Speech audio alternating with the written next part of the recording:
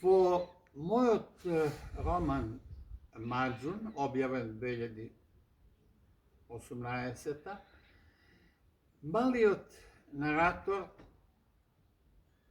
кој има 6-7 години, живее во куќата на дедо му, опкружен со една многобројна фамилија. Околу куќата се простира голем двор, во кој момчето ги доживува своите први сознанија за светот, обидувајќи се да ги најде одговорите на прашањата што му ги поставуваат средбите, соликовите и настаните од неговото опкружување.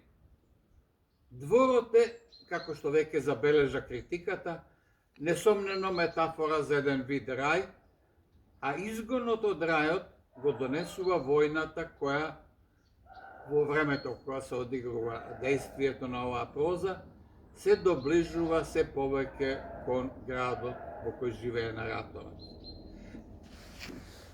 Таква куќа и таков двор постоја во времето на моето детство во скопското Дебар Баало, во една улица која тогаш го носеше името на српскиот државник и политичар Илија Гарашанин, а денес го носи името на рускиот поет Владимир Мајаковски.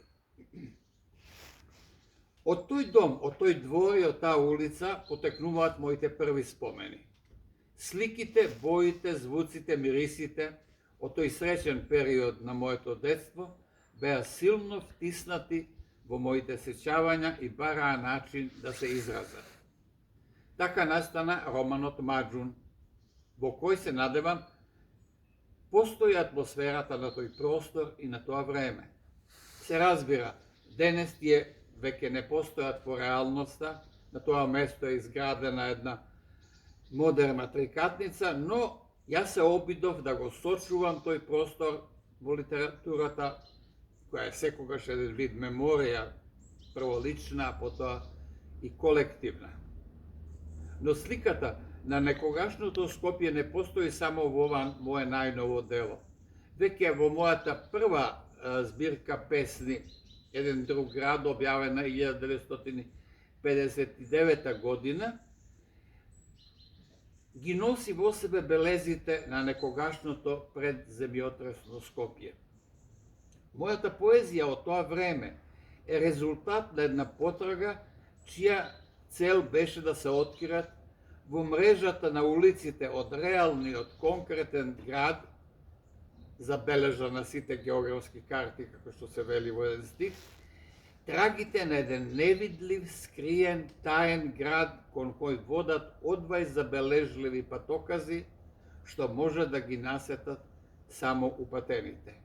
Во тоа време јас уживав да ги откривам тие тајни знаци, да ги читам во архитектонските украси, во неразбирливите каприци на градителите и собствениците на старите куќи, да ги дешифрирам тие енигматични пораки од некое друго време, испишани врз фасадите и орнаментите, расејани низ старите квартови на Скопје. За мене, во тие години Скопје имаше не само своја атмосфера, туку и своја мистерија, своја загадка, своја тајна траекторија, која ветуваше ненасетувани откритија, изненадувања и возбуди. Нешто од тоа мое доживување на нашиот град постои, несомнено, и во моите песни и раскази напишани во тие години.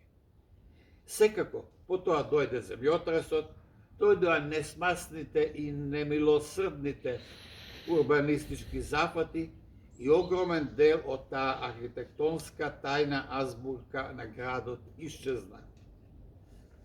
Шарлатанството и невкусот, олицетворени во проектот Скопје 2014, нанесоа огромна штета и оставија ужасни траги врз сликата на градот.